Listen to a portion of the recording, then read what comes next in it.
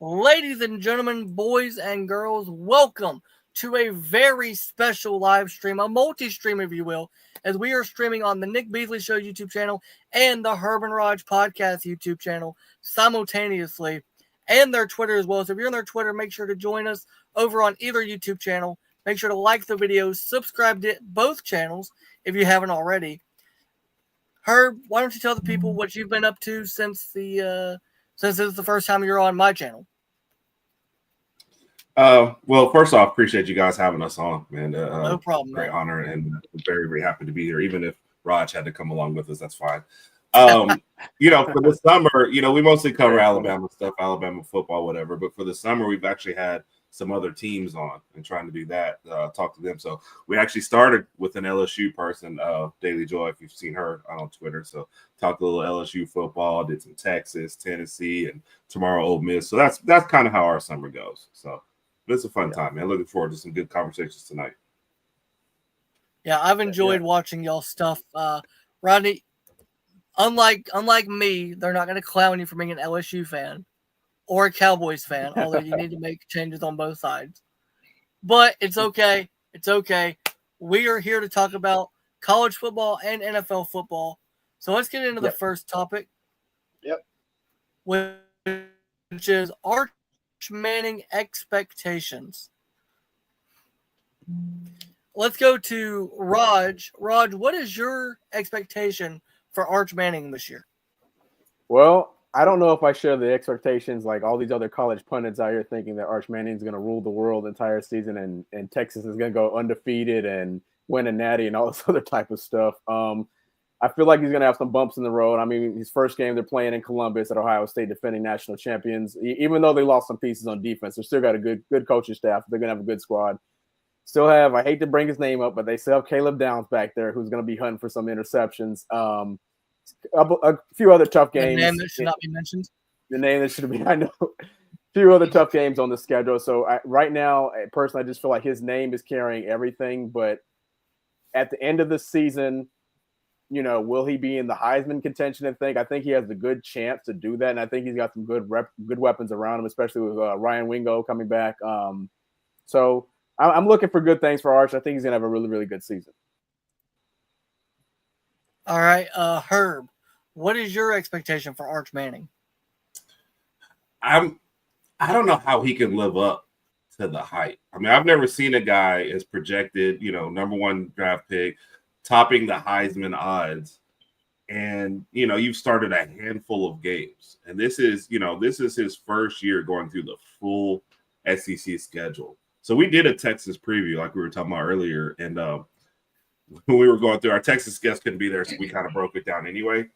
I threw them out at 8-4. I said rocky year. The Texas fans that were in the chat, they hated it. They were on me rough. But I was like, look, first off, you've got, like Roger said, Ohio State, and you've got Georgia. I feel like those are two right off the jump. And then they've just got two different gluts of games where I think if they lose one out of here and one at the end without like Texas A&M, Arkansas could be sneaky up against them. I just feel like there's going to be a bigger book on him going out for the full year. And I don't know how you can go in there and live up to that hype for this whole year. So I'm going to actually go with Texas like an 8-4 record, and Arch does not live up to the hype that's on it. And plus, he's Texas. Rodney, I don't mind rooting against him. So, yeah. Rodney, I know you were excited to talk about Arch. So what is your expectation for Arch Manning? Well, I kind of agree that I don't want to put too much expectations on him just because of his last name. I mean, everyone was saying that, this guy could be better than all of the Mannings, Arch, Cooper, Eli, Peyton. I don't want to put that much expectations on him because I don't want him to fail. I think he has the talent to be a good, solid quarterback at Texas. I just don't think he's going to be like that guy who's just going to beat everyone in his path. But I do remember last year they wanted to put him in because it looked like for some of the games, especially the Georgia game, they were trying to put him in over Quinn Ewers. And I understand they were one game away for the national championship. It just looked like they wanted to play Arch last season. So you lost some of the pieces that you had from the team last year, where you almost made the national championship to the NFL draft. So I don't have that much expectations. I won't say 8-4. I think he's going to be good. He will have some bumps in the road. I'll give Texas 9-3. Will they make the playoffs? I don't know, because obviously you got Alabama in the SEC. Obviously you got Georgia, and then obviously, just like you said, their first game they got to go up against the reigning national champion Ohio State. So it's going to be a tough year for Arch. I'll give them 9-3. So my expectation for Arch is very similar to y'all's. I don't expect him to do much in the first year as a starter, and this idea that he's going to start this year and then go pro, I don't agree with. I think because he is sat and that family values commitment and they value education, I think he will finish college before he goes pro. I think he'll get his degree and go on pro. I think he gets 2 years at Texas. My biggest thing with Texas is they lost, not only did they lose some defensive pieces, they lost receivers that could have made Arch look really good. That made Arch look really good last year. I'm not saying he's a bad player or he's going to be bad, but to be the nephew of two-time Super Bowl champions and the grandson of one of the greatest college football quarterbacks in SEC football history, to live up to that expectation, I don't see it. I think he'll be good. I'm going to say I could see them losing 4 games, but I know for sure 3 games that they'll probably lose. At Ohio State to open the season. I don't see them winning that because Ohio State's just too good. I think at Georgia, I don't even think Alabama goes into Georgia and wins. Honestly, I think Georgia at home is going to be different this year. And then people are not giving enough credit to Oklahoma. They revamped the quarterback room. They got better on defense. Their offense got better. And this was an Oklahoma team last year that, they were middle of the pack to bottom of the pack, but they still did, as much as it hurts me, they still did show up and beat Alabama when it mattered late in the year. They still were competitive early against Texas in like the first quarter. I can see Oklahoma beating them. So I think 3 losses for sure. I don't see a college football playoff berth because of the third loss being Oklahoma. If they were to just lose to Ohio State and Georgia, maybe they get in. But you penalized Bama for losing to Oklahoma last year. But then how can you credit Texas if they lose to Oklahoma? Unless that's their only loss.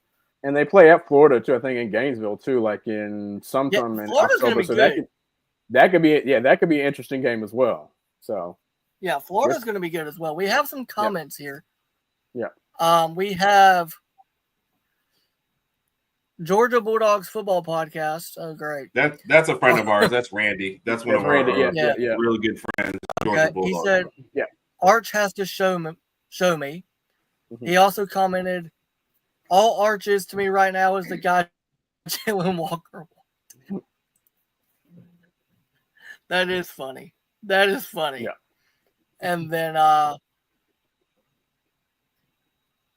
would agree. Except look, I gave your Bulldogs credit. They showed up and they still lost to Bama last year, so we're not giving them too much credit, but they're always going to be we're going to talk about it soon, but they're always going to be the team to beat in the SEC. Georgia, the Bulldogs, always. Excuse me. Wait a minute. Alabama beat them last year. Okay. But so let's not let. But they wouldn't have won the SEC had they not played Texas, and had Quinn Ewers not forgotten how to throw the football. Let's just settle that right now. Had they had to play Alabama, they would not have beaten Alabama. Nick, I get what you're saying, but who won the SEC championship? Was it UGA or Alabama? No offense. Okay. Well, it's not about who you play. It's not about who you play. When the last time LSU was relevant? When the last time they were relevant and feel like playing the this is game that getting matters. personal all of a sudden. Like, I don't know what to say. I feel like this. I feel like this year's game in Athens is going to prove a lot because it's going to prove. We've been talking about how highly about our offense and defense is going to look as far as Alabama's concerned. So it's going to prove something there. And then obviously you go to Athens. We all know Georgia's defense is going to be top 5 in the country. And it's a night game. And it's a night game. And then the thing about Georgia that I guess personally that I'm still curious about is their offense. We saw some of Gunnar Stockton last year, but I would like to see him in a few more games to kind of get a better understanding of what they can do offensively. But that game in Athens is probably going to be one of the best games of the year. So I'm kind of looking forward to it. And then I guess for Kirby Smart, the question is, can he beat Bama? He doesn't have a good record versus Bama. Won the national championship a couple years ago, but all the other games just kind of haven't gone his way. So there's going to be a lot of questions to be asked before that game. And if I just hope we play well. I hope we show up and do our thing, and obviously want us to win. But I just want to see a good game. Looking forward to it. Yeah, funny enough, I saw something earlier. Somebody had posted like Kirby's record against the SEC teams, and against Alabama, he's 1-6. Yeah. So it's not a Saban thing; it's a Bama thing. He just can't beat us. We're just too good. Yeah. But let's get into Bama because we're going to talk about my guy, who's been my guy for 2 years. He's finally getting his opportunity. Ty Simpson. The expectations, Raj. What are your expectations for Ty in his first year as the starter at Alabama? Yeah, this is something Herb and I talked about, put out a video the other day. But expectations-wise, I feel like he has the potential, and all the weapons are around him, to have a similar season to Mac Jones did in 2020. We don't need him to throw for like 400 yards a game or anything like that. But what he has to do this season is just distribute the football. That's all you have to do. Give the ball to your running backs. We've got a deep running back room, deep wide receiver core, returning defense. All you got to do is just get rid of the football. And over time, some people don't even realize this, but he is a good dual threat quarterback. Ty can run if he needs to. He's not going to run as much. He's not a running quarterback, so he's not going to run as much as Milroe. But when he needs to scramble, he's got the legs on him too. So that's going to sneak up and catch somebody as well. So expectation-wise, I think the sky's the limit. And I do expect him to lead us back to the playoff this year. Herb, your expectations for Ty this year? Yeah, so like when you talked about Arch, right? You want him to go out and win games for Texas, right? I think the expectation for Ty is don't go out and don't lose any games for Alabama. I think you're going to get back to a more balanced offense with him. Defense is going to be really good. I know we're going to talk about that in another segment. So it's going to be more like, look, right, you don't have to play outside yourself. Like, play good, smart football. We thought the game manager, and I think people get insulted by it, but I think, like Raj said, he has the weapons around him to have a really good season without having to do anything too spectacular. But it's 3rd and 11. We don't need you threading the needle. If you throw the ball away and we punt, we're going to be okay with that. Versus, sometimes last year I think it was like home run or nothing. We don't need that. We'll have sound defense behind you. You'll have a good running game. Just go out and play your game and distribute, and I think Ty's going to be fine this year.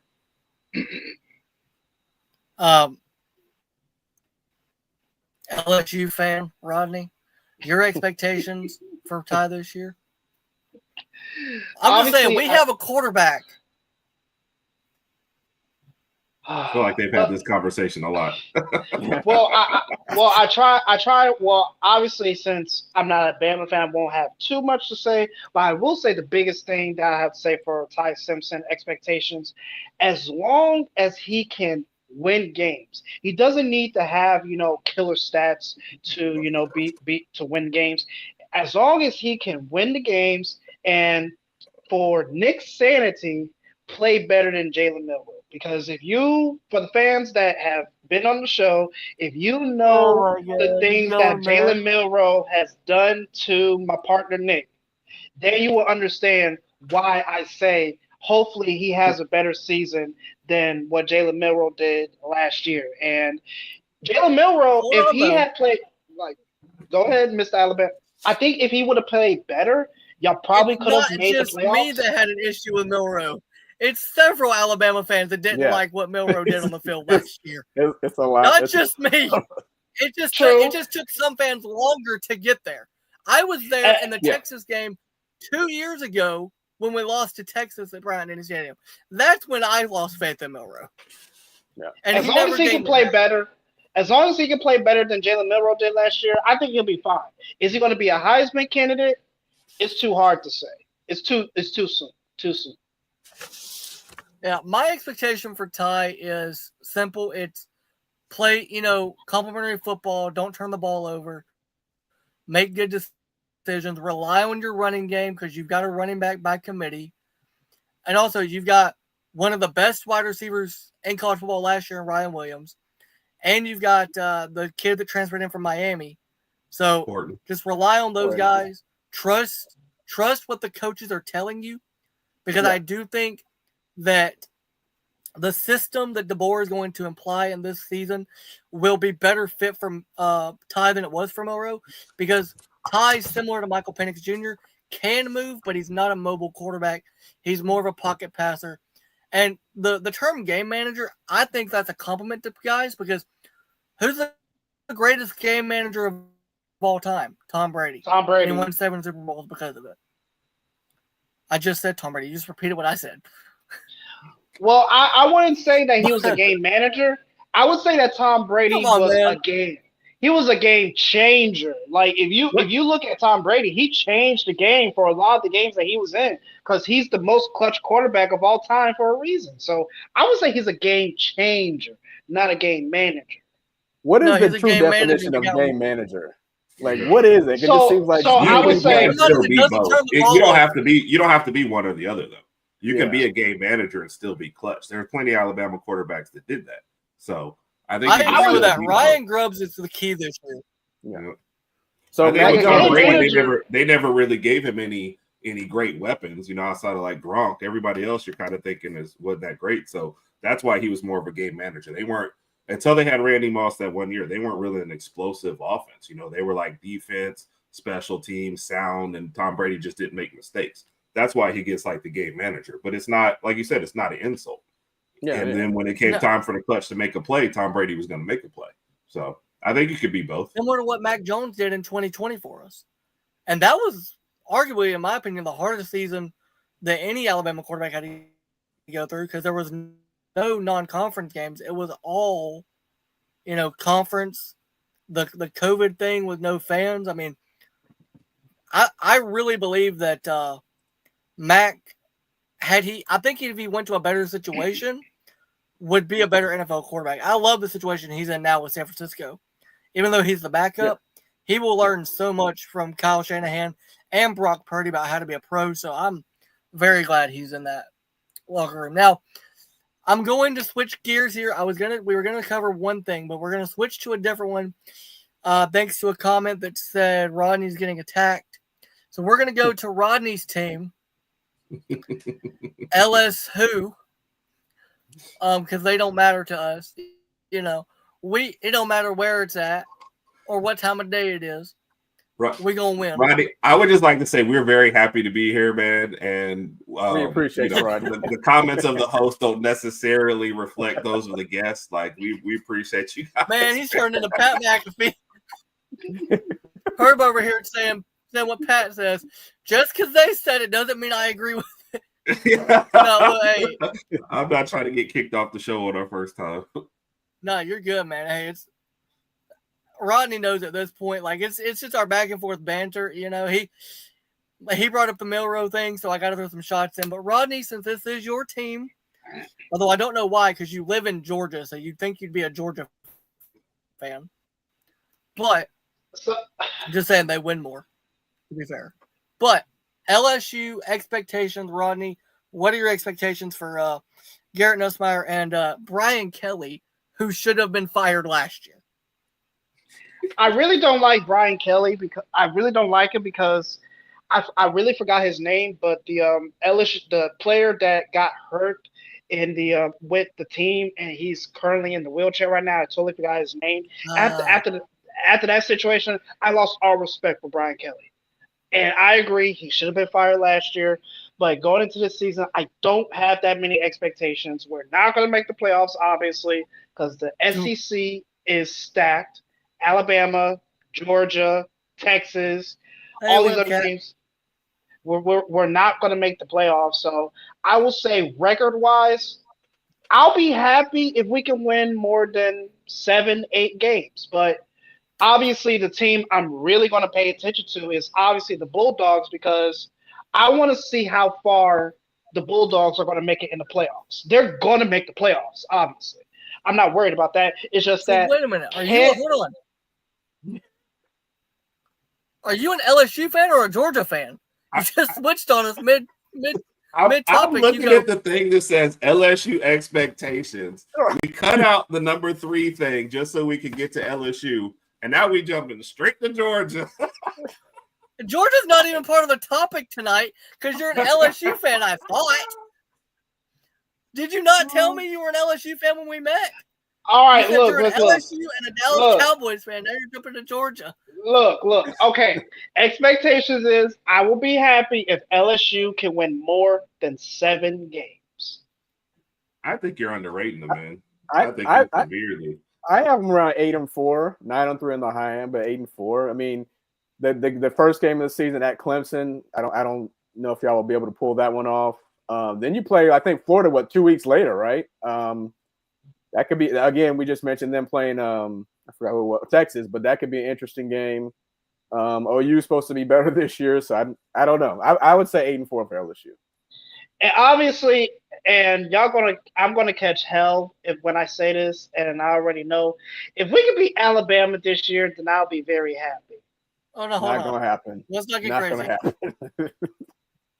I had to say it. I understand. I respect you for saying it. I respect you for saying that. But after what happened last year in LSU at night game, and then y'all coming to us this year, our quarterback play is going to be upgraded, a different offensive coordinator. I just don't see it happening. Yeah. And Nussmeier threw 2 interceptions last year. I mean, he'll probably throw the same amount, if not more, this year. That's just my opinion. You know, I still think you're underrating them, though, man. Yeah, because like Nussmeier is a top 3 Heisman candidate. You know, you had the best transfer portal class coming into as well. 10-2, 9-3 is where I would be trying to aim for LSU. If you lose at Clemson to start the year, right, and you lose at Alabama, the rest of your schedule is like pretty manageable as far as that goes to me. We talk about Florida, Texas A&M, favorable schedule. So, and obviously he has to throw you're not playing Texas, lose to Alabama. Yeah. Y'all do play South Carolina. Well, look, dude, we're letting you have. He said 10-2 or 9-3. You're gonna be Auburn. I just don't expect us to make the playoffs because the SEC is too stacked. I don't see them making the playoffs. 10-2, it's almost them making the playoffs. I just don't see them making it. Yeah. Well, here's another thing though. If you're at 10-2 and those losses, let's say, are Clemson, Alabama, you're in the SEC championship game. That's in the playoffs. So there's a great path forward to it. Even if it's 9-3, 9-3, right? And let's say it's Clemson, Alabama, and one other. You still have a chance at the SEC championship game as well because that Clemson loss don't hurt you as bad as you think. And the only reason why I'm really picking Clemson is just because LSU what are we at, Rod? 5 years in a row losing the opener or whatever? LSU just does not come ready for week 1. They're like the Bengals of college football. They never they don't seem to be able to prepare themselves. It's weird, isn't it? Because Joe Burrow was the quarterback at LSU, and now he's the quarterback at the Bengals, and they still can't win an opener. I'm just saying, something ties there with him and Jamar.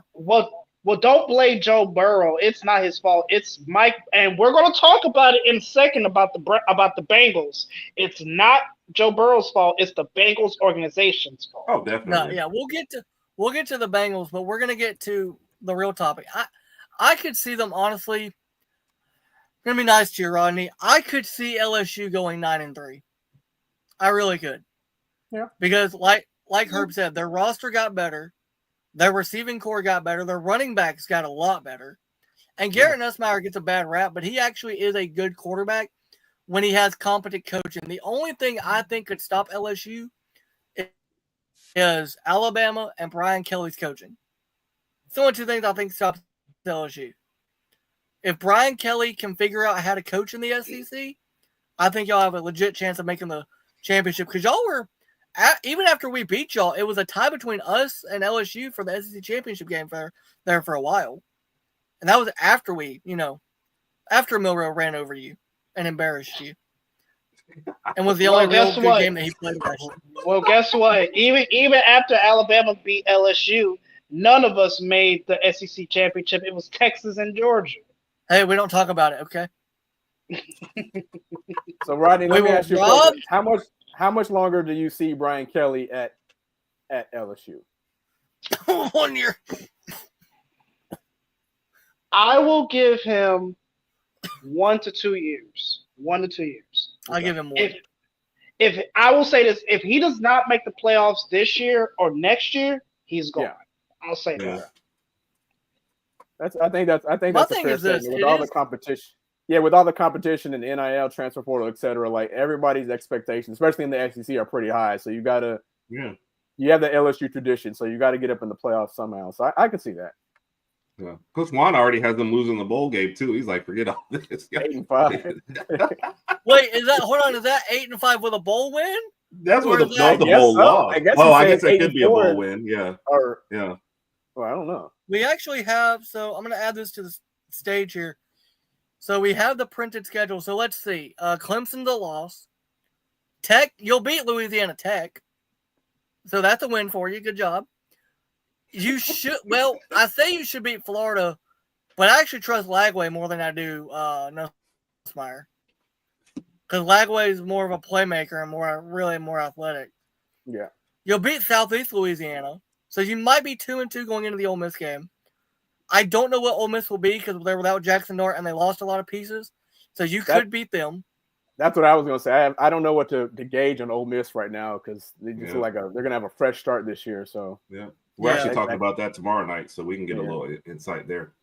South Carolina, it depends on how Sellers plays, but you could beat them at the home game too. But they're going to be looking for revenge from last year's loss in week 2 to y'all. So there is that. Vanderbilt. It depends on how Pavia plays. I don't want to say y'all win because we thought we were going to win and we didn't. Is that hold on? Is that Vanderbilt game after the Bama game with Vanderbilt though? When do we play Vanderbilt them? For us is like game 5. Yeah, because we play them right after Georgia. Yeah, Georgia's 4 and Vandy's 5. Yeah. So they'll have their Super Bowl against Bama, and then they won't care about the rest of the year. So y'all can beat Vanderbilt. A&M you should be able to beat because I don't know who their quarterback's going to be, but I also don't trust their coaching staff yet. Bama, we can just go ahead and chalk that up. That's a loss. Arkansas, that's going to be a win. Western Kentucky, that can be a win. And then Oklahoma, at Oklahoma, will be a toss-up because Oklahoma's going to be a lot better this year because they actually have a good quarterback room, a good running back room. The defense got better. The coaching staff got better. I mean, I could 9-3, maybe 10-2. Depends on how the Vandy game goes. Because that Vanderbilt could be a tough one. But yeah, I mean, you got a chance. I think you're definitely losing to Bama. You're losing to Clemson. And then you could – it's a toss-up with Oklahoma and it's a toss-up with Vanderbilt, I think. Yeah, I wouldn't overlook Texas A&M. I haven't looked enough at their roster, but if you're just looking at rankings and everything, a lot of people have – I mean, there's several top 10s out there, top 15. So a team that people are possibly overlooking. So that's going to be a tough one. But I think 9-3, 10-2 is doable for LSU for sure. And if they come out and challenge Clemson early, then I could see it. So. Oh, well. Coach ain't giving you no chance. He's giving you no chance. He says y'all going to lose to both Carolina teams and A&M and Bama and Oklahoma. I like the way you're thinking, but I don't see them losing to – I see them losing to Clemson and Bama. Well, that actually – can we just get a principal schedule so I can just write an L over LSU for Clemson and Bama? Because that's going to happen. Can we please move to the next subject? Stop trashing me, man. God, please. Enough trashing me. Sheesh. Hey, That will never. my expectations for LSU were better than yours, so I'm actually trying to pump you up in this segment. Oh no, You're over here. Hold on. No, back up. Pause. We all said like 8-3, or like 9-3, 8-4, 10-2, and you're over here like, if we win 7 games. Y'all still throwing backhanded compliments. Yes, you're saying, Herb, you're saying 9-3, but you also switched up to Georgia. Wait. What was my backhanded compliment? Okay, losing to Alabama. That's not a backhanded compliment. I just said 10-2 or 9-3. That's just the truth. Compliment. I'm always. There's 3 guarantees, Rodney. There's 3 guarantees in life: death, taxes, and LSU's gonna get the butt kicked by Alabama every single time. That's 3 guarantees. And Auburn's going to lose to Bama every single time. So that's actually 4 guarantees. But for the sake of the argument, we'll say LSU. The LSU fan that we had on there, she had losing at Alabama as one of her losses. So I just feel more confident because that game's at home. But I'm not saying that's a guaranteed winner. A gimme, It's not a gimme. It's not a gimme. No, at all. And I'm the one hyping up your quarterback and your transfer portal. I'm the one giving out all this stuff. I got your back on this. I'm telling you, there is reason for hope for LSU for sure. And I gave you 9-3. What do you want? You want undefeated? That ain't happening. No. We're not going undefeated. No, we're not Ohio. We're not any of those top teams. We're about to talk about them now, but we're not one of the top teams. Oh, I don't think any SEC team is going to go undefeated. To be honest, I don't think so either. I don't think so either. No. So that's not a knock on anybody in particular. Too loaded at this point. I'm thinking Alabama at 10-2. So that's not, right. That's about where I've got us. I've got us 11-1 with the loss to Georgia, which I had us. I'm not ready for that. We'll lose to Georgia on the road, and then we'll be fine. I don't think we lose to Oklahoma again because that's going to be a home game for Alabama, and we got a bad. I'm looking at that South Carolina game. Yeah.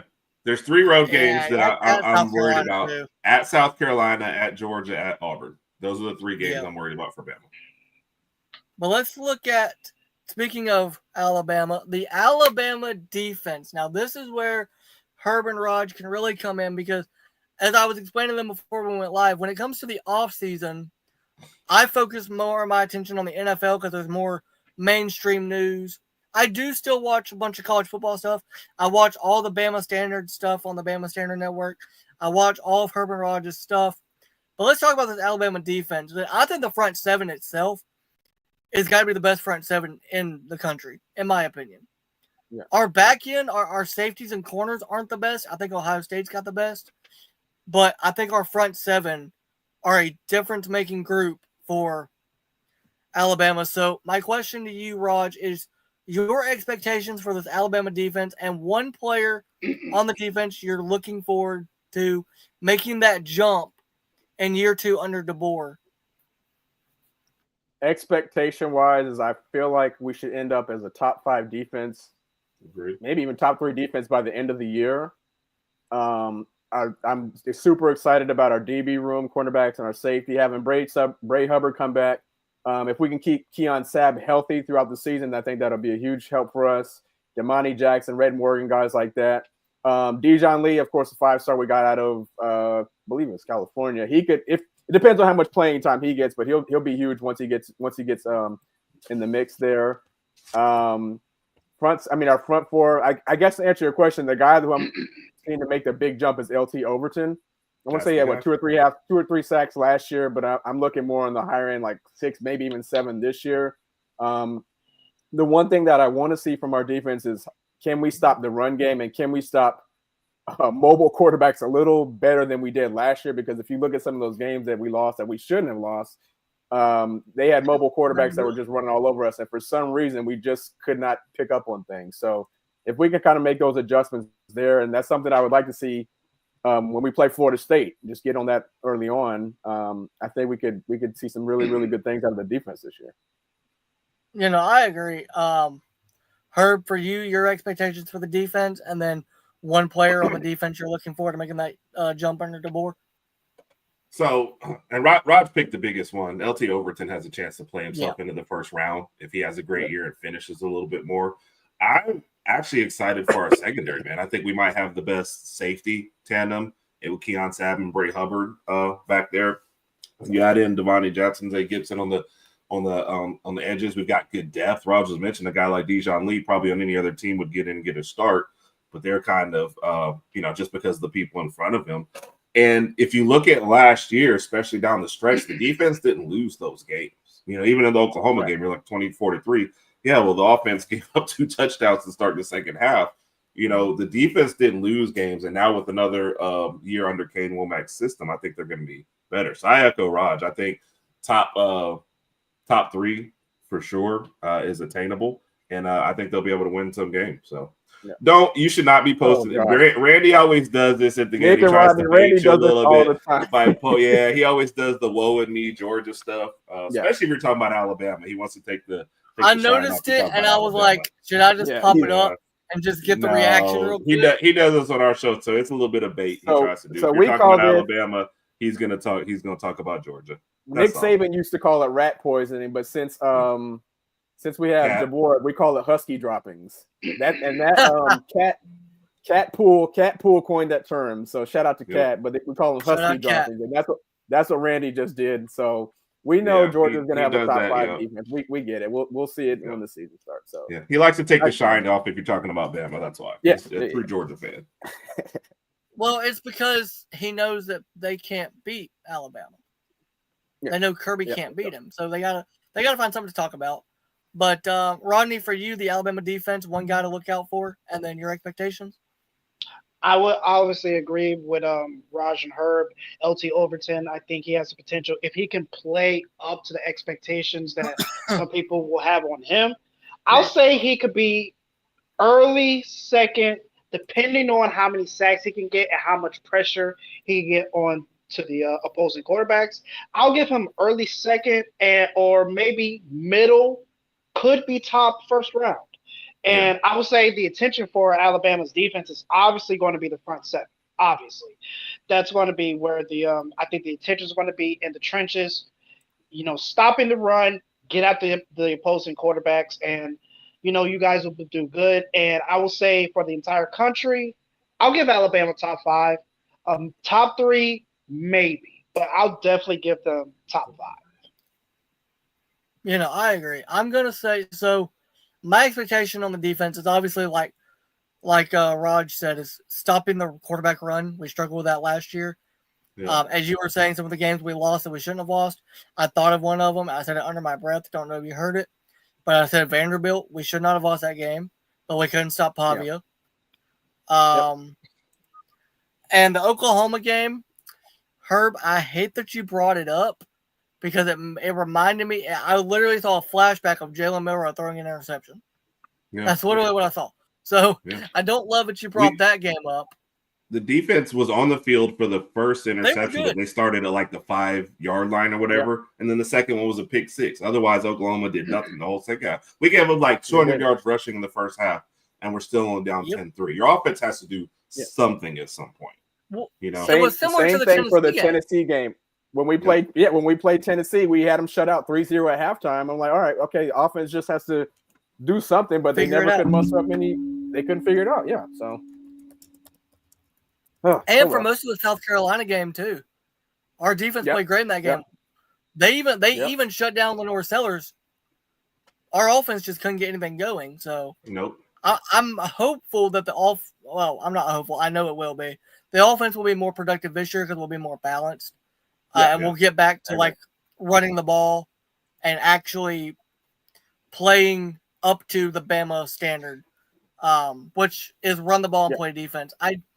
The guy that I'm looking forward to watching the most though is actually Lawson because he got hurt last year at the end of the year. Yeah.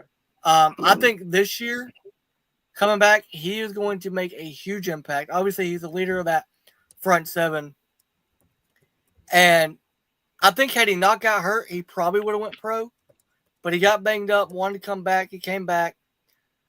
If we can stay healthy, I think he could have an 11.5 sack season. I really do. I think he will be a wrecking shop on that defense.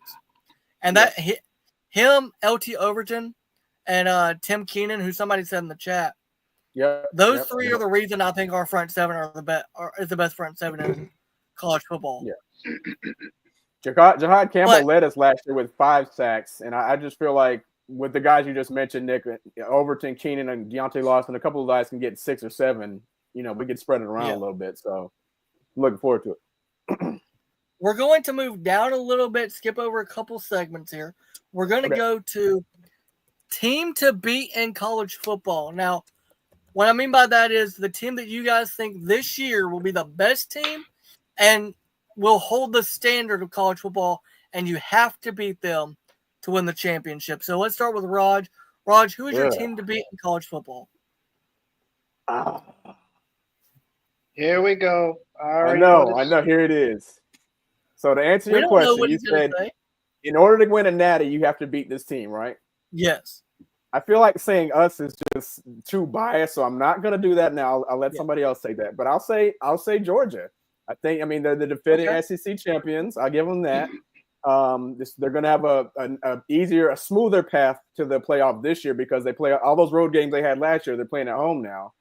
And if we can go ahead and take care of business in Athens that night, I think Georgia will be the team to beat. I'm not too sold on Texas yet. I got to see them go through the first 4 or 5 games of the season. Then I'll give you a better picture on that. But I just feel like just from week 0 to week whatever you want to call it, I think Georgia's going to be that one team not to underestimate this year. Yeah, no. So Herb, for you, the team to beat in college football? I'm going to give you 2 from the Big Ten. I'm going to say Oregon, Ohio State. I feel like those should be your 2 best up there. If I was brave, I would say Penn State, but I feel like they're going to let everyone down like they do every year. Until James Franklin proves he can beat Ohio State, let's not say them. Yeah. So I'm going to go Oregon, Ohio State. I think both will still make the playoffs. I think they avoid each other this year. Did we look at that? They don't play each other in the regular season. I don't think Ohio State and Oregon play each other in Ohio. Sure. No, I think they did they already kind of did a home and home. So I think they're playing each other.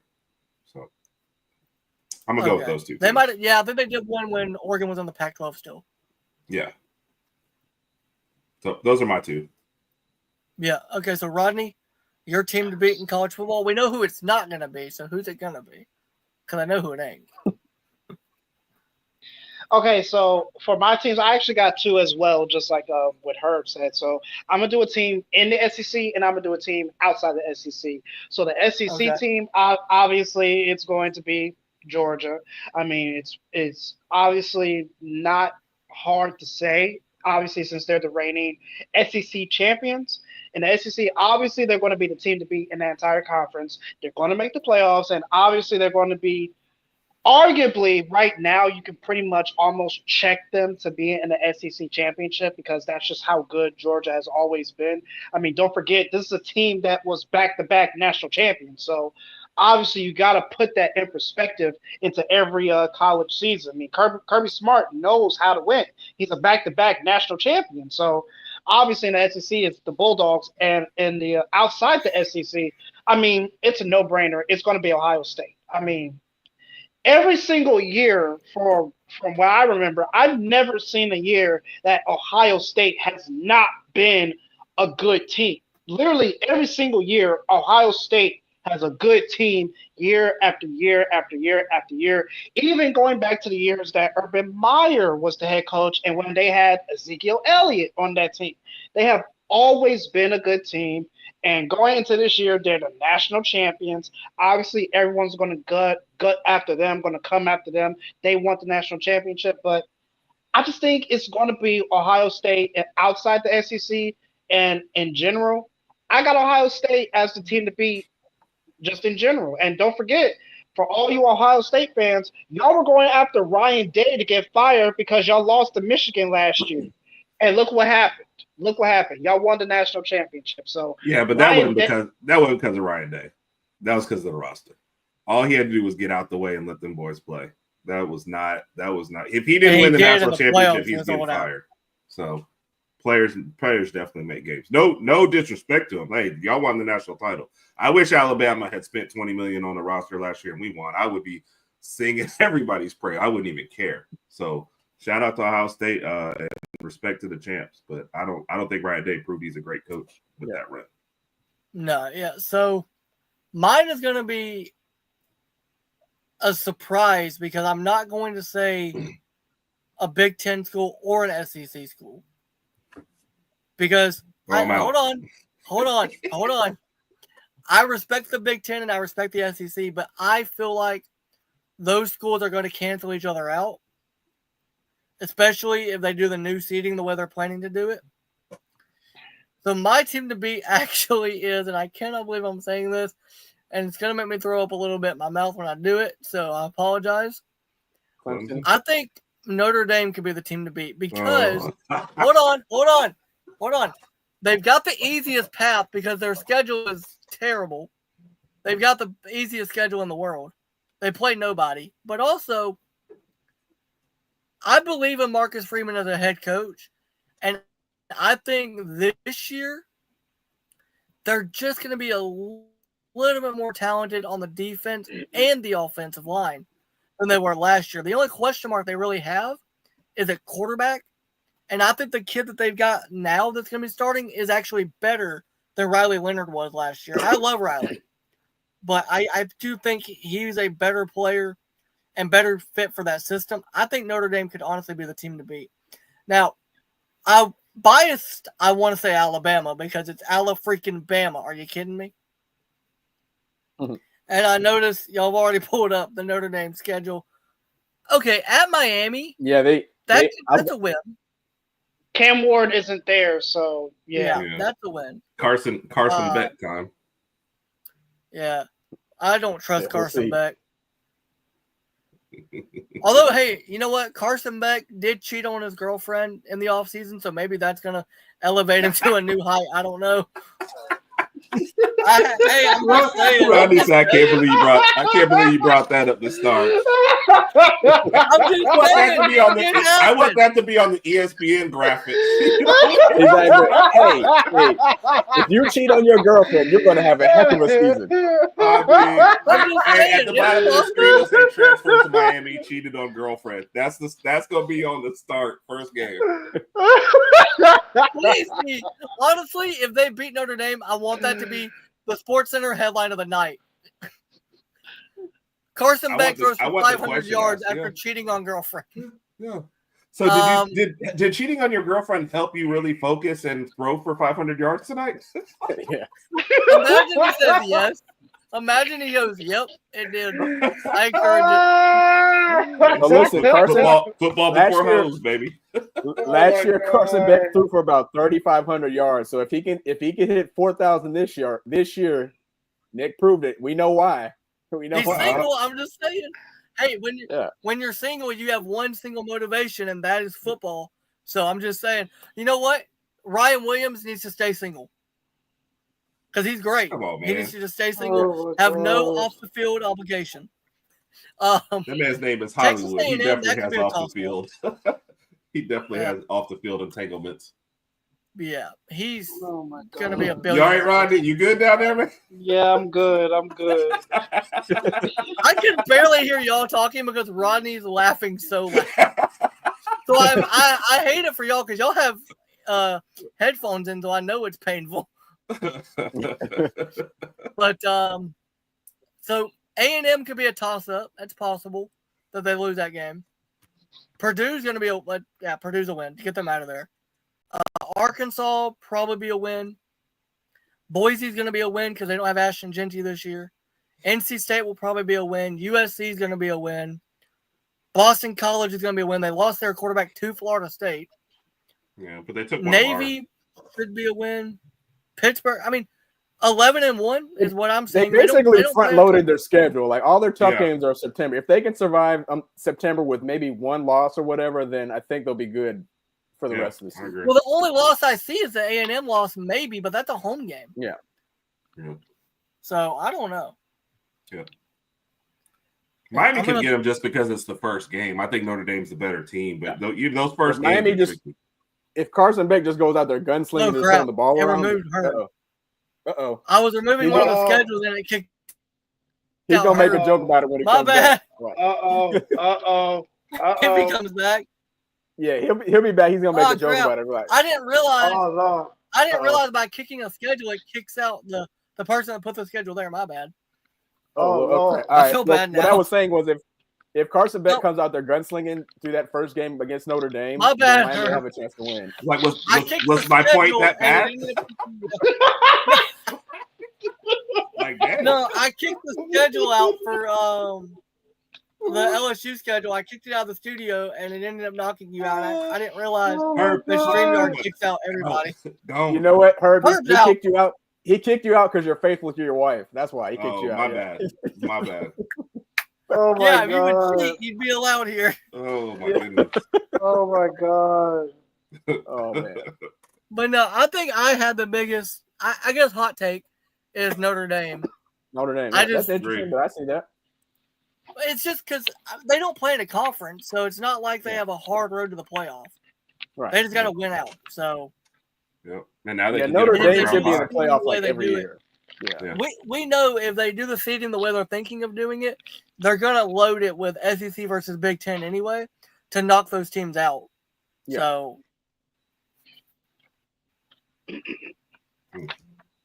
Well, let's get into the next topic. I don't know how much of the NFL you guys follow, but me and Rodney talked about this last week, and he about had a heart attack. We're going to start with Raj on this. The Shamar Stewart update. Oh, dear God. Raj, So- how much of this have you actually followed? I followed a little bit of it because I got confused at one point, and I just don't understand what part of the I guess there's some non-guaranteed terminology in the contract, which is throwing him and his dad Yeah. off too, or whatever. Because I know his dad made that Twitter post about it. My issue is that, like, if he signs a contract in the future or whatever, he now has this stigma placed against him and his name going forward. So even if he signs a contract and he plays well, going forward, people are going to look at him like, I don't know if we want to re-sign him. We know what he did, when he was drafted and how he held out for camp. So now he's going to have this negative connotation going against him. And apparently if he doesn't sign, he's going to lose like a $10 million signing bonus. The numbers look good for a first year. Your first 4 years, you've got like a $20 million contract or whatever. But there's something about it that's just keeping him from signing that they're just not comfortable about. And I think it's going to end up hurting him in the long run. That's as much as I know right now. So. Yeah. So it's not about the money part of it. It's because it's you're the guarantee slotted. thing. Your money. Yeah. Yeah, the They guarantee. want to They'll avoid guarantee. future guarantees. If But he let's messes say, up. and other teams do this in the NFL. They've done it before, and most teams do this, but the Bengals have never done it. That's why it's interesting. Right. So the guaranteed money, if he was to get in trouble for off the field stuff and get suspended or Right. something detrimental to the team, he loses not just this year's All future. guarantee, but all of his future guarantee as well, and all of his money. Yep. All right. Well, I mean, That's with that what the being holdup said, is. just The thing don't, that I find don't mess up. You're an adult. Yeah. Can I ask you two guys a yeah, question? That's if y'all do. it seems to be Since you easier guys, said than done though with the NFL guys. yeah. That's true. Exactly. Yeah. Absolutely true. Why did they decide now to take this thing? Like, I understand other teams have done it. Why did the Bengals decide now and with Stewart at this point? Well, And they need I help. guess It's my thing Mike is- Brown. Look at the Did owner. It's Shamar- Mike Brown. No, hold on. Rodney, hold on. Did Shamar Stewart have a history of getting in trouble when he was at A&M? I don't remember it, if he did. I think thought it it was was something in pretty good. regards to injuries. I thought it was something with injuries. No. I thought No, it was too. It's not injury stuff. That's still guaranteed. But if he gets arrested or gets something Right. happens off the field, they can take Yeah. the money away. And the other thing is they didn't do this with Jamar Chase, who they just re-signed. They didn't do it with T. They're not going to do it with Trey Hendrickson if they re-sign him. That's not happening. I don't know. We'll see. This is it's the next topic, but I know it's the next topic, but no, I'll save it for the Yeah. next topic about Trey Hendrickson. I'll save it. I want to be the first guy to Mine talk about would Trey be- Hendrickson. Oh Lord. I want to hear We'll that. see You based got me on hyped, time. man. We'll see based on Oh, Lord. time. I'm trying to get to the Trey thing before, because Raj said he might have to pop off early, so I'll try to get to the Trey thing in just a second. But I think the only thing that bothers me is that the waiver that the player signed to participate in training camp and mini camp, like a injury guarantee waiver, like he'll get paid even if he gets hurt. he's not signing that. That's what throws me. Don't sign your contract, whatever. But most guys sign the injury waiver and participate in camp, especially for a guy that wasn't that productive at A&M. He didn't have a lot of sacks, and he needs the work. That's the only thing that throws me is he's not signing the injury waiver just to participate. Yeah. I think the whole thing is kind of weird, especially now that they're taking this stance and it's a first rounder. And if you go to Bengals message boards, a lot of people aren't even happy that they drafted him in the first place.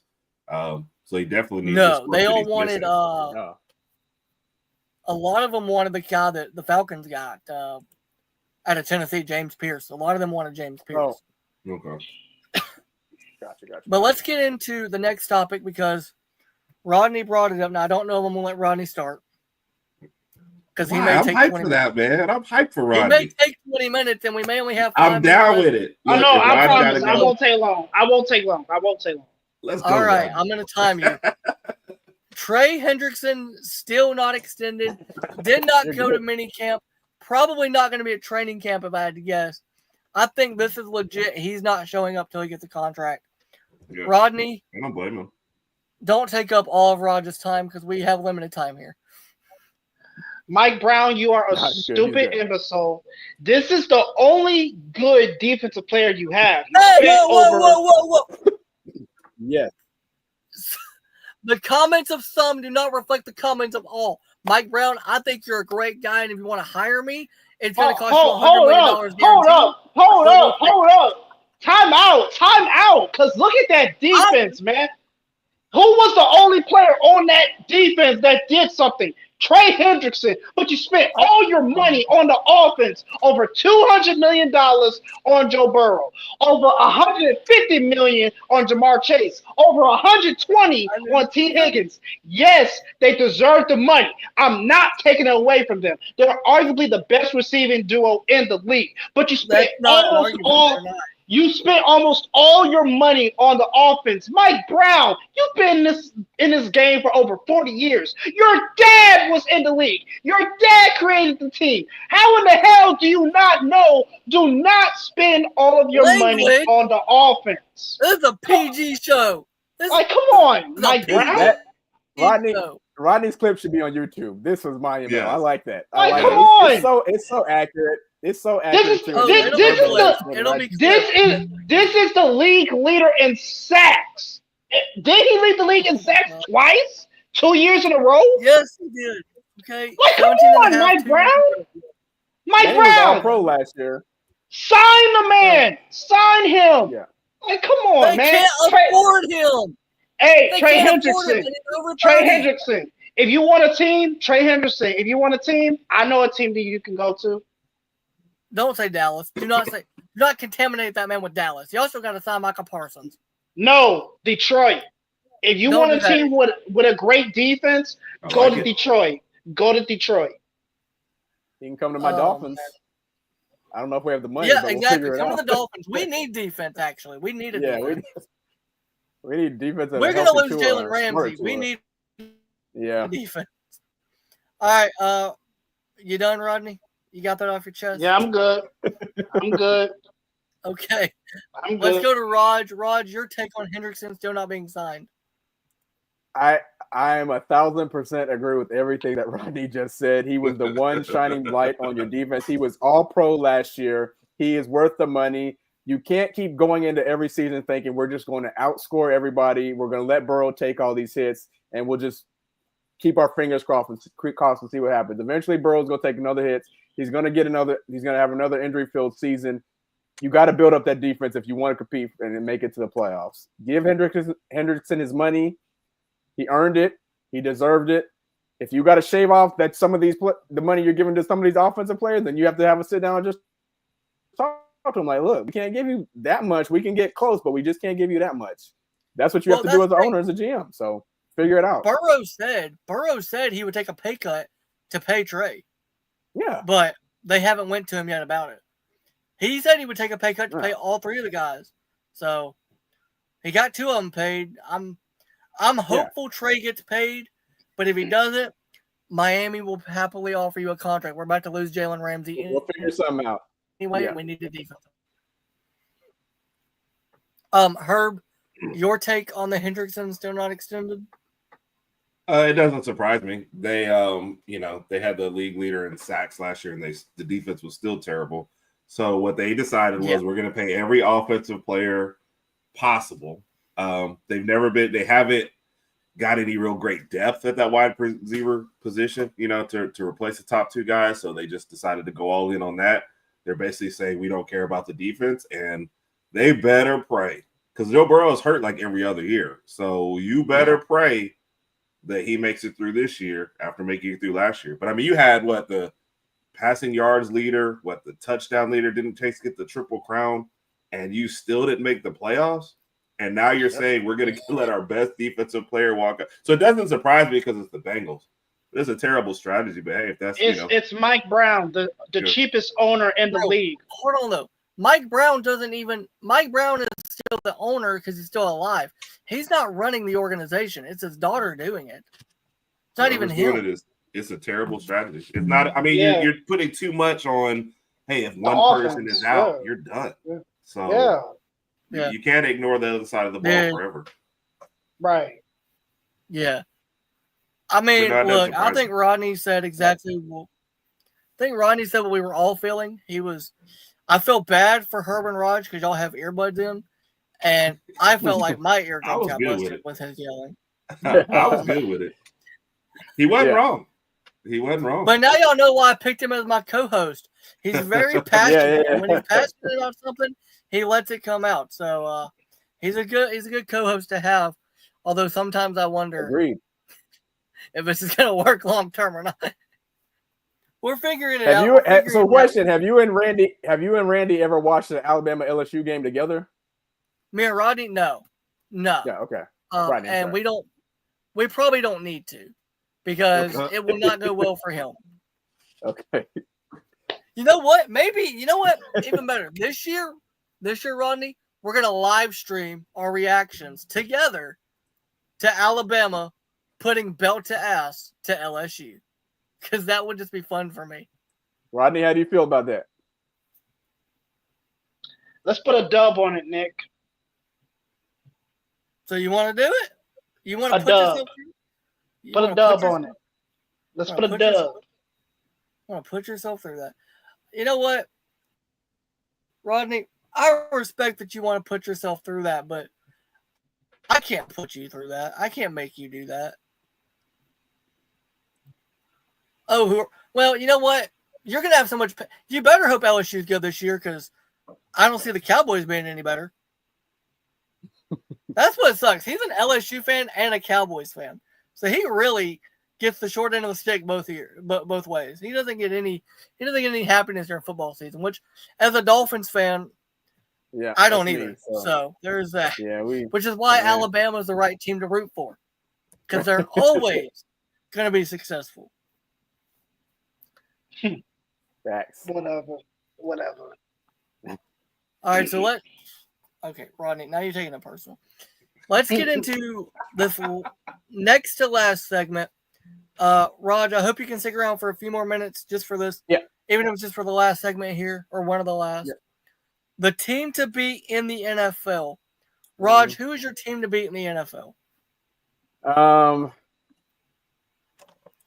not going to say the Eagles.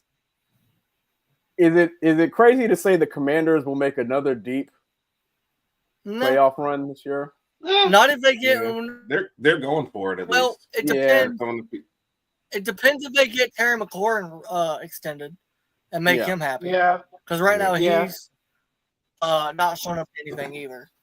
The reason I say that is I just don't know if Jaden Daniels is going to have a sophomore slump or not. I mean, obviously that was one of the best rookie years you can kind of ask for. He's a good kid, good arm, good decision maker. With that being said, I'll go with the Commanders. That's my first option. Yeah. Okay. Herb, for you, the team to beat in the NFL?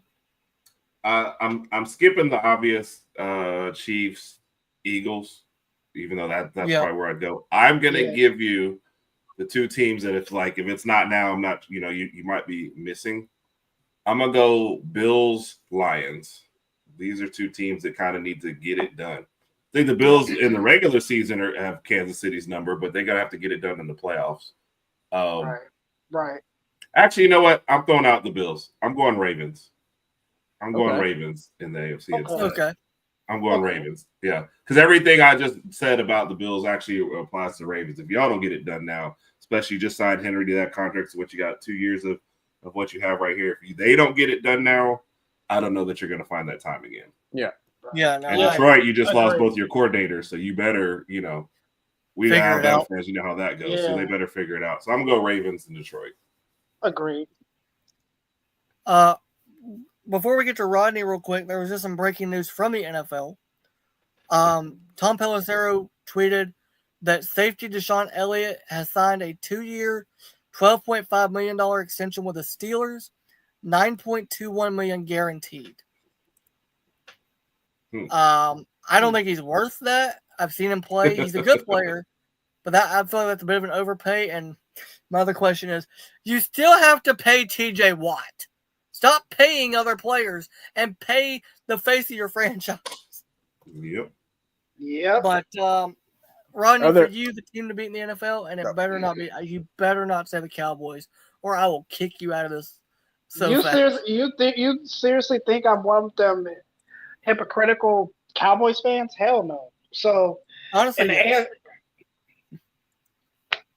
So obviously, I'm not going to say the Eagles. Barf, I'm going to puke. So I will say for the AFC, obviously, I want the Ravens. Lamar Jackson is easily one of the top quarterbacks in the league, and he's arguably my favorite quarterback in the league right now. I want Lamar Jackson to win. And like I said, I think I told Nick before, so Derrick Henry, I want you to rush for 2,000 yards because he made a bet that if he rushes for 2,000 yards, Adam Sandler would put him in the movie. So I want Derrick Henry. Oh, yeah. I want Derrick Henry to become the first guy to rush for 2,000 yards in a season. So I'm obviously going for the Ravens because you need to get it done in the playoffs. And for the NFC side, I got an underrated team that nobody is talking about. I'm going for Tampa Bay in the NFC. Tampa Bay. Because Baker Mayfield has revitalized his career when a lot of people thought that his career was done. He revamped his career with Tampa. Obviously, you got Chris Godwin coming back from injuries, and you got Mike Evans, who's trying to break the record for most consecutive seasons with 1,000 yards. I believe it will be 10 because he's tied with 9 right now with Jerry Rice. So obviously, he's going for that record. And then you also got, I believe, what was his name, Bucky Irving for the running backs. So Bucky Irving, obviously you got a good running back game. The defense, it's going to be there. But obviously the offense is going to be the talk of the town. Mike Evans, Chris Godwin, Bucky Irving, Baker Mayfield is probably going to make another Pro Bowl. Slow down on the interceptions because he did lead the league in interceptions last year. So I got Tampa Bay as an underrated team in the NFC. Rodney, you're getting called out here. You are getting challenged on your Derrick Henry pick. So Derrick Henry will be the first guy to rush for 2,000 yards 2 separate times. That's what I meant to say. If I said it wrong, that's on me. Okay. I heard what you said, but honestly, I zoned out after you said Tampa, so. What's wrong with Tampa? If Tampa can get the defense on track, they'll be dangerous. Offense wasn't the problem last year. I just don't think they're going to be healthy. I worry about Chris Godwin coming off his injury, and then Mike Evans as well. I don't know how healthy they're both going to be, so we'll see. I want Tampa to do good because I'm a Baker fan, and I need one team from Florida to cheer for because it ain't going to be Miami. We know that they may not even have a team. It's a lot of pain. Yeah, I don't know. Yeah, you guys sound so depressed. I mean, I think it's just Tua, man. Like I love Tua, obviously, with him being a Bama guy, but he's just reckless. He's so reckless, and it's. And then I thought in the draft, when it came down to it, I was like, all right, we won't be high. We won't be drafting a quarterback like first, second, third round. But Will Howard was still out there, just floating around. I was like, look, I'll take him. He's a big, strong guy. He's durable. He's mobile. I can take him. But we ended up taking And we Quinn get Ewers. Quinn So I was like, who also has an injury history. He has Yes. injury. He's been Quinn hurt like every Ewers? year in college. Yeah. Yeah, Quinn that's who we Ewers? got. Yes. So Look, we're aware that our wasn't one of- quarterback room sucks, okay? We've got Yeah. Tua as a starter, and we don't know if he's going to have CTE or not. And I'm not saying that jokingly. I'm dead serious when I say that. Yeah. Zach Wilson and Quinn Ewers are the battle for the backup. Right. It's just like, come on, dude. And you still, and don't forget, you still got a disgruntled Tyreek Hill. Don't forget that as well. No, he's Yeah. happy now because we paid him. So he shut up, finally. We have an upset Juwan Smith, and we have an upset Jalen Ramsey because we're apparently looking to trade Smith, even though he was our best offensive weapon last year. So And hopefully we can keep Jonnu Smith happy too, because he had a career Johnny season Smith. I last said year. Juwan. I meant John. Are y'all even keeping him? We don't Is he know. going to Pittsburgh? I don't know. He Well, better that's the not. thing. I'll call him tonight if I have to. But He we'll figure missed it out. mandatory mini camp. Hey, don't Because forget the team Jalen was Waddle. failing. Don't forget Jalen Waddle. Don't forget him Look, too. I love Jalen, but he is not. Yeah. In my opinion, Jalen Waddle has not stepped up to that true number 2 receiver yet. He's been hurt. He's getting Yeah. banged up a lot. Yeah. I think He's been up and down. He's been up and down. Very up and down. We got problems. Yeah. Biggest problem is I don't know if our head coach is a crackhead or not, and I say that genuinely serious. I don't know if he is. Sometimes there's some press conferences he'll do where he's talking, and I'm like, "What are you saying? You sound like Jerry Jones." Like that's not a shot at you, Rodney. No. All right. Well, my team to beat in the NFL, I've got two. I've got one from the NFC and one from the AFC. I'm going to go with the obvious on the NFC side. I am going to go with the Eagles. Just because it'll be between the Eagles and the Lions for the NFC for me.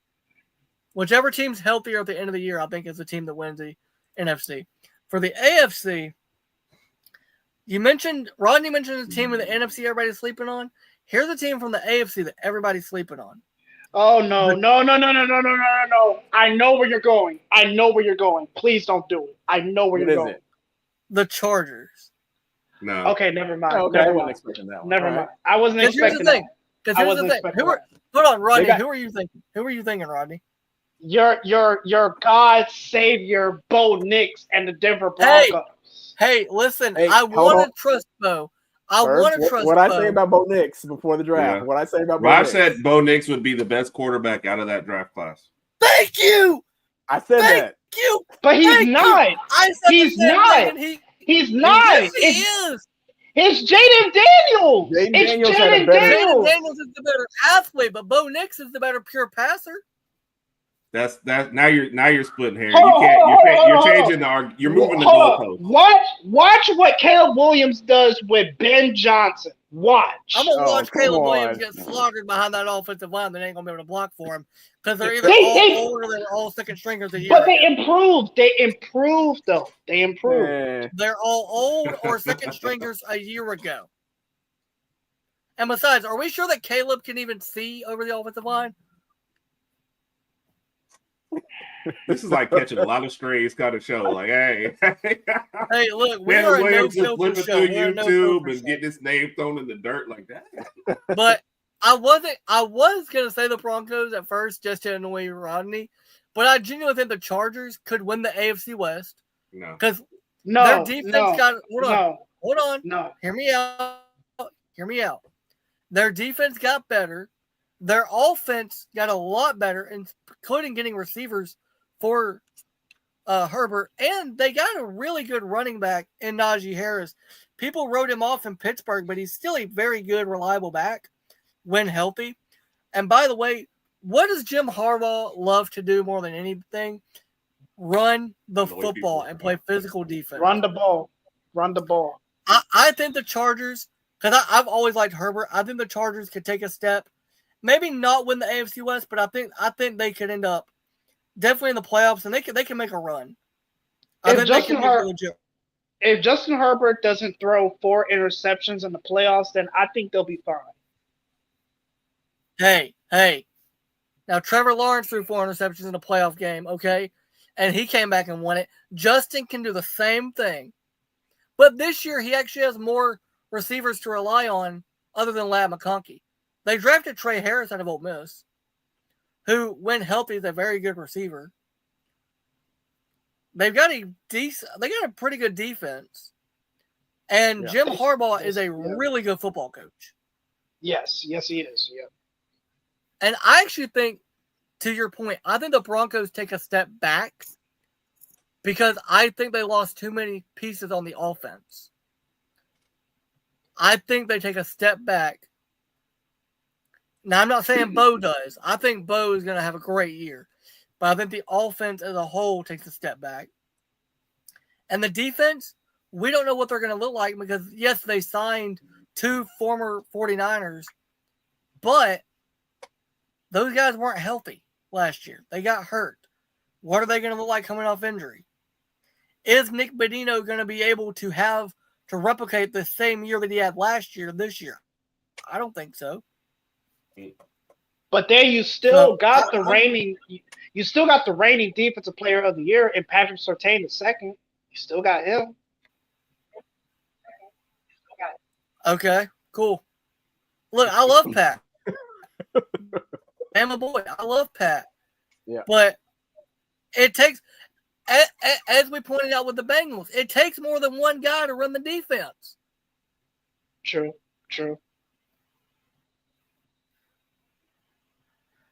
So that's my 2 teams is the Eagles or Lions on the NFC. And the Chargers. Yeah. And the Chargers on the AFC. He kicked himself out the Oh, Lord. Not he.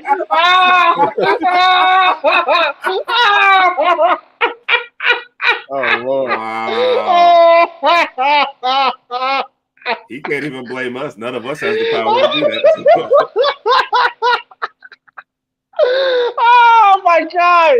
Not the host kicking himself out. No, I didn't do it. My Wi-Fi did it. My internet just kicked me out. Okay, Nick. No, for real. Like my thing went trouble loading.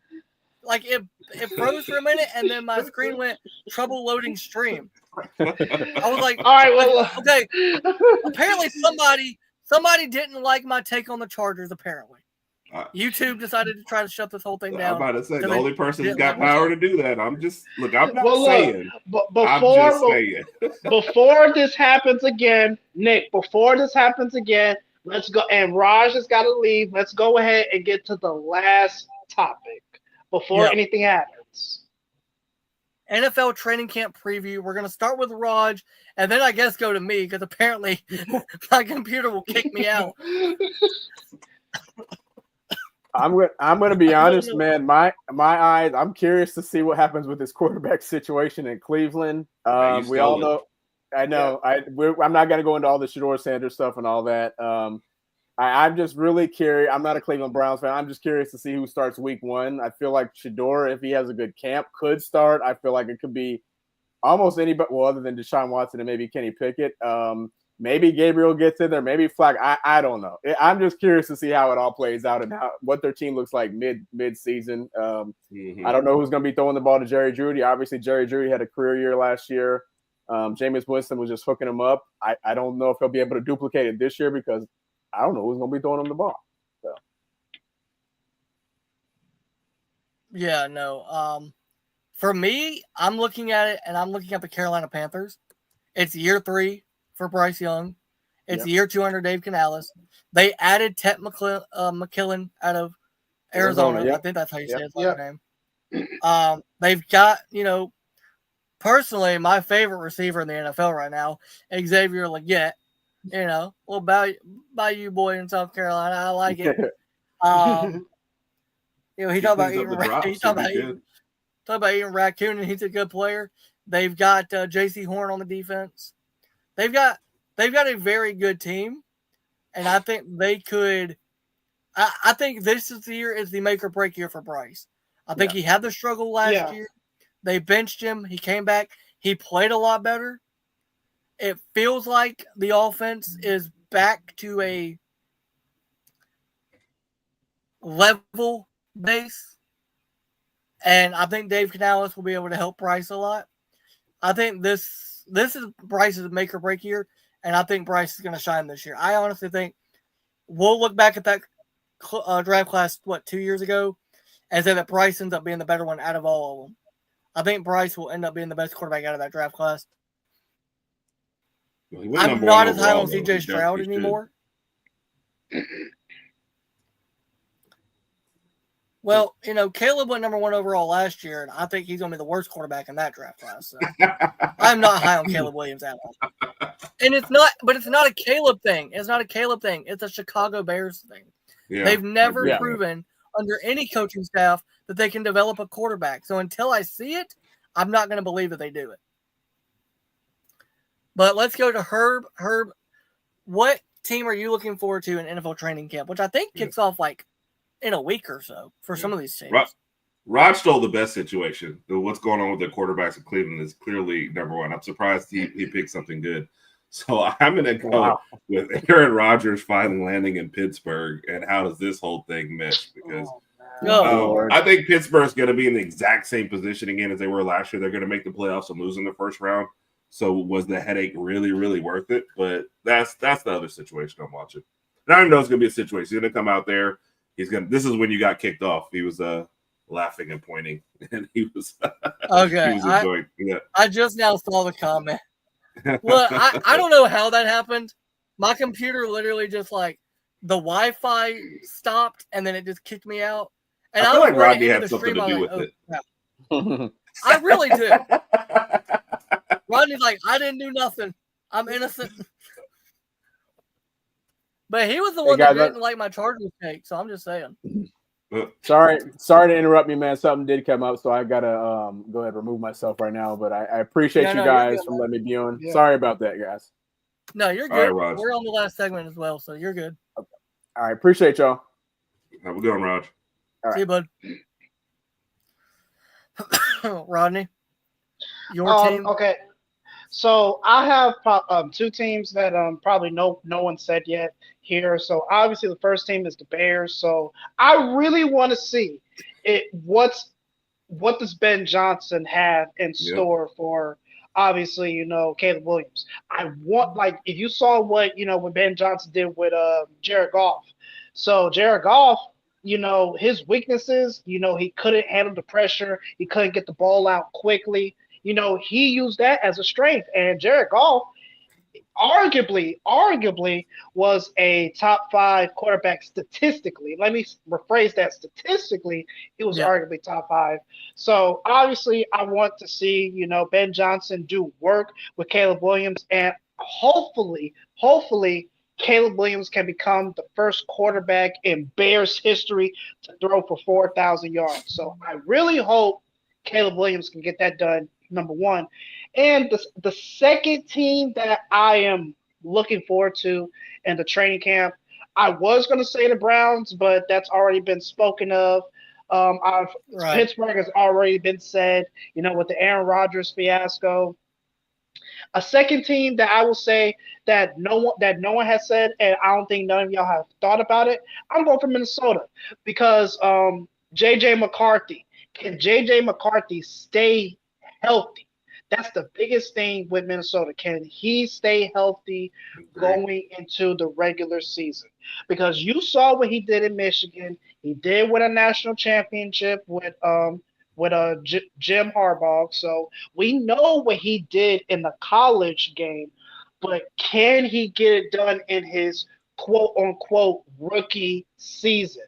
So now he has some advantages. He has arguably the best receiving duo in the league with Jordan Addison and Justin Jefferson. And then you also got TJ Hawkinson as your tight end. And then you also got Aaron Jones as your running back. And you have a pretty solid offensive line. So as long as he can stay healthy, and then you also have Kevin O'Connell as the reigning coach of the year. So J.J. McCarthy has what he needs to be successful. It's just, can he stay healthy? That's the biggest thing that Minnesota fans need to worry about. So I'm going to say the two teams I'm going to look out for in training camp is Chicago and Minnesota. Yeah, no, I was gonna say the Browns, and then Raj took it, so there was that. I was gonna say them because of the quarterback situation, but I am high on the Panthers, and I hope they have a good year, especially for Bryce, because I think, like I said, this is a make or break year for Bryce Young.